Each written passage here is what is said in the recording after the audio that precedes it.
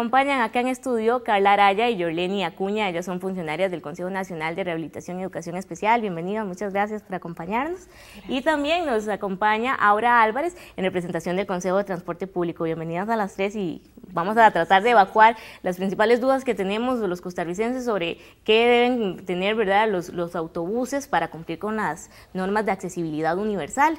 En este caso, ¿verdad?, cómo las personas con discapacidad y personas adultas mayores tienen derecho a acceder a los buses igual que todos los demás costarricenses. Iniciando, Carla, ¿cuáles son esos 12 puntos principales en los que tenemos que tener el ojo puesto, ¿verdad?, los costarricenses, ya que desde el 1 de enero todas estas disposiciones que usted nos va a mencionar son obligatorias para todos los autobuses del país? Primero, aclarar que estas disposiciones están tanto en el reglamento de la ley 7600 como en el manual de RITEVE aprobado para el 2015.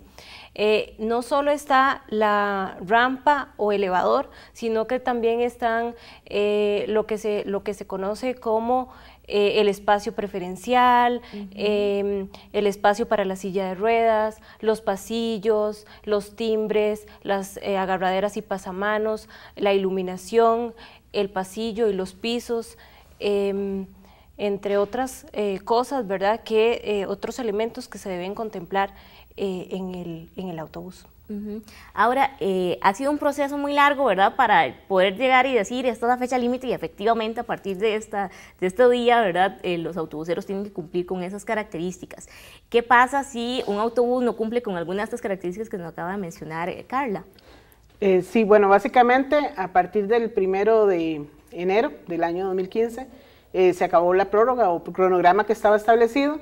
A nivel nacional tenemos aproximadamente 4.500 unidades, de las cuales ya un 96.5% cumplen con esta adaptación. Esta semana, el día de ayer, el CTP concluyó aproximadamente 70 rutas a nivel nacional que todavía no cumplen. Se les hizo una prevención para que se den debidamente por notificados, ¿verdad?, de que tienen que cumplir con ese requisito. Se les da el plazo, digamos, que la misma ley 7600 se estipula.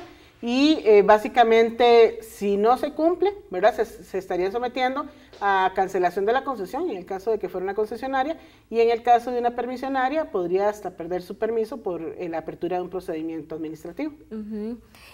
Como veíamos, ¿verdad?, y acaba de mencionar ahora, son 70 ya que tienen, ¿verdad?, localizadas, que no están cumpliendo con estos requisitos, a pesar de que desde hace años se viene ya anunciando que deben hacerse estos cambios. ¿Cuáles son, Yorleni, esas luchas que ha debido establecer tanto el movimiento de personas con discapacidad como el ente rector, que en este caso el Consejo de Rehabilitación, para ir presionando y que de verdad se cumpla pues con lo que la ley ya establece?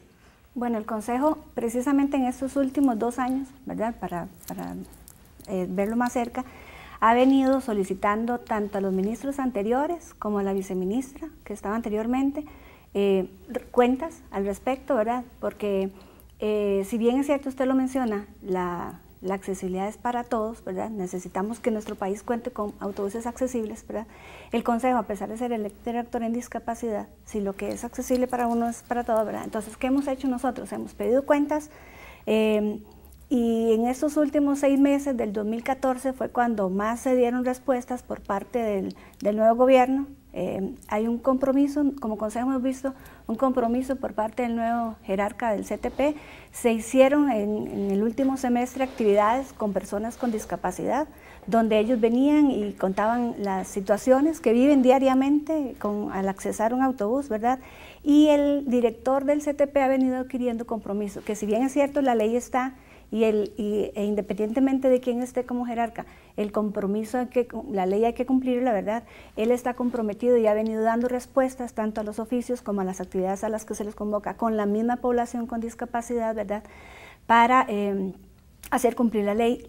Se ha motivado a la población con discapacidad también para que ellos como sociedad civil se organicen y si tienen que hacer operativos en conjunto con el CTP y con el tránsito para que se haga saber al CTP quiénes son los que no cumplen, porque ahora incluso se ha motivado a través de los medios inclusive para que nos hagan el llamado a nosotros. Si bien es cierto, el CTP es el encargado de fiscalizar el cumplimiento de los autobuses, ¿verdad? Nosotros como ente rector tenemos que fiscalizar al CTP para que él cumpla con lo que le corresponde. Entonces, hemos estado haciendo el llamado a la sociedad para que nos reporten a nosotros, ¿verdad? No denuncien porque no podríamos tratarlo como una denuncia, pero sí que nos reporten a nosotros, que se quejen ante nosotros y nosotros les pasamos la información al CTP para decirle, el bus de la empresa tal, placa tal, no tiene rampa o no cumple con alguno de los... Una u otra disposición. Exacto.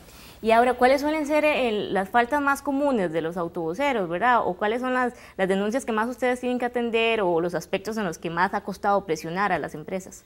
Bueno, básicamente, y desde que, como dice la compañera, desde el mes de septiembre se instauraron operativos de tránsito, la mayor falta que hemos encontrado era el funcionamiento de la rampa. Si bien es cierto, todas las unidades están adaptadas, tenemos un problema que cuando se pone en funcionamiento o no arranca o si viene por la mitad, eventualmente ella llega a tener un tipo de entrabamiento y no funciona. Entonces, es como lo más habitual que hemos encontrado en los operativos. Luego ha habido algunas situaciones con lo que decía la compañera anteriormente, que el espacio tiene que existir dentro de la unidad, ¿verdad? Algo muy importante es, sí, la unidad puede tener el dispositivo tipo rampa, pero tiene que tener un espacio accesible donde yo pueda asegurar a la persona, tiene anclajes, ¿verdad?, para que la persona vaya fija y segura dentro de la unidad, y nos hemos encontrado que algunos de esos espacios están ocupados por silla o por asiento, ¿verdad? Entonces, es el llamado que en los primeros meses encontramos de operativos y que gracias a Dios con respecto hemos ido avanzando, se han ido eliminando este tipo de situaciones que se han detectado, pero son básicamente las principales que hemos encontrado, ¿verdad? En este tipo. Luego tenemos problemas con el uso de los asientos preferenciales, pero eso yo lo ligo más a un problema de cultura. Yo creo que una parte importante también es que, como decía la compañera ahora, toda la sociedad nos concienticemos, ¿verdad?, de que realmente es una situación que debería darse sin la necesidad de que un conductor u otra persona nos haga un apercibimiento, sino que en el momento que veamos una persona que realmente requiera estos asientos, se damos el espacio, ¿verdad? Pero básicamente es como los tres factores que más hemos tenido problemas y que hemos tenido que atacar en estos operativos. En estos ya primeros días, ¿verdad?, del funcionamiento de esto. En la siguiente parte vamos también a explicarle a la gente cómo puede denunciar, ¿verdad?, para que también, como lo decía ahora, no es un tema que normalmente nosotros, las personas sin discapacidad, nos veamos identificadas, ¿verdad? Deberíamos ser vigilantes todos. Claro. Entonces vamos a hacer una pausa acá, vamos a ir a un corte, pero recuerde que al volver de la pausa le damos más la explicación a usted de cómo puede denunciar tanto personas con discapacidad, personas adultas mayores, como el resto de la sociedad que estamos en la responsabilidad de vigilar y estar pendientes de hacer denuncias. Así, ¿cuándo denuncio y de qué manera puedo hacerlo? Bueno, en el Consejo Nacional de Rehabilitación nosotros estamos tomando quejas de los usuarios, ¿verdad? Está abierto, nos pueden llamar al 2562-3190 y nos pueden reportar, tenemos una guía donde retomamos los 12 puntos que Carla comentaba, ¿verdad? Y entonces, con base en eso, porque ¿qué queremos nosotros llevar al CTP? Lo que verdaderamente incumple con la normativa, ¿verdad? No es solamente lo que a mí se me ocurre, sino que lo que vamos a denunciar es lo que se está incumpliendo con la normativa por parte de los empresarios. Es una especie de filtro, ¿verdad?, para ayudar al usuario a que las denuncias que lleguen al Consejo de Transporte Público sean efectivamente válidas. Sí, porque no le vamos a decir que fue que, bueno, incluso si nos trataron mal también podemos denunciarlo como parte de la atención que tiene que darse al usuario, ¿verdad? Pero no podemos salirnos de lo que la normativa dice para que los empresarios cumplan. Entonces, con base en los 12 puntos que Carla comentaba, hemos hecho una guía. Nos pueden llamar, nosotros nos van a reportar. Eso sí, pedimos que nos digan cuál es el número de placa mínimo de la empresa, del autobús, porque no podemos decir al CTP, un bus incumple, no, tenemos que decir cuál es el bus que está incumpliendo para que el CTP pueda identificar y pueda verificar que efectivamente está incumpliendo. María Fernanda, también otra cosa muy importante es que pueden solicitar esta guía con los requisitos al mismo correo electrónico, reporte@cnree.go.cr. Ahí se les puede remitir esta guía para que hagan ese recorrido por el autobús y logren identificar estos 12 puntos, porque normalmente lo que se reporta es únicamente la rampa o la plataforma que no funciona, y en realidad son muchas otras cosas más que además no solo benefician a la población con discapacidad, benefician a todas las personas, ¿verdad? Estamos hablando de los pasamanos los utilizamos todos, los timbres también, ¿verdad? La rotulación también la necesitamos todos, entonces son una especie de requisitos que vienen obviamente a favorecer a la población con discapacidad, pero también benefician a toda la población. Ahora, ¿cuál es el proceso que se sigue, verdad? ¿Cómo el Consejo de Transporte Público, una vez que se recibe la denuncia, ya sea directamente del usuario o a través del Consejo de Rehabilitación u otra ente, qué hace el Consejo de Transporte Público, verdad? ¿Cuánto dura ese proceso? ¿Es inmediato o no? Porque de repente el usuario dice, pero mira, sigue pasando el mismo bus que no está funcionando. Bueno, básicamente un punto muy importante, comentaban ahora, es el número de placa. Es imprescindible. Se hace un filtro, en realidad apenas ingresa la denuncia, se hace un filtro, se verifica, número uno, que podamos identificar la unidad, la empresa, porque cuando tenemos corredores comunes y hay varias empresas brindando el servicio, si no nos aportan la suficiente información no podemos identificar la unidad. Una parte importante es que a veces cuando pedimos la placa la gente se olvida de los códigos que están adelante, ¿verdad? SJB, PB, AB, porque sabemos que por numeración no podemos identificar las unidades. Luego que pasa ese filtro, lo que se hace es, tenemos un procedimiento en el área de inspección y control, se le hace un apercibimiento a las empresas, ¿verdad? Que se detecta que es la que está incumpliendo, donde se le da un plazo de 10 días para que aporte todos los elementos probatorios de la disposición que tomó internamente. No solamente es, bueno, yo recogí la denuncia, hice un llamado de atención, no, es que pautas o acciones hizo el empresario para poder subsanar esa situación. En caso de que sea recurrente, nosotros procedemos a hacer una inspección de campo que se hace con la gente de tránsito, ¿verdad? Con una brigada especial que está colaborándonos y ya se hace un operativo en carretera y si la situación siguiera, lo que procede es en campo o en plantel, hacer una revisión de las unidades o de la unidad que está incumpliendo.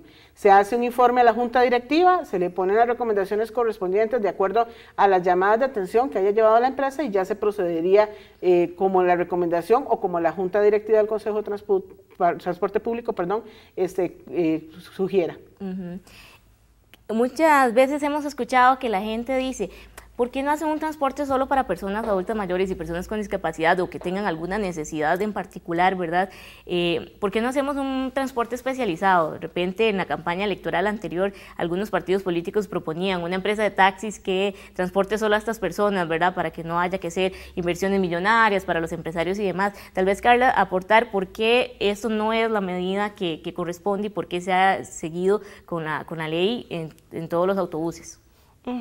Recordemos que esto viene de la ley 7600, que su mismo título lo dice, que es igualdad de oportunidades para las personas con discapacidad, ¿verdad? El hecho de tener un transporte exclusivo para las personas con discapacidad violenta su derecho a la movilidad, ¿verdad? Porque las limita a un espacio específico y no les brinda la participación plena y efectiva que efectivamente, valga la redundancia, se establece tanto en la ley 7600 como en la Convención de Derechos de las Personas con Discapacidad, la ley 8661, ¿verdad?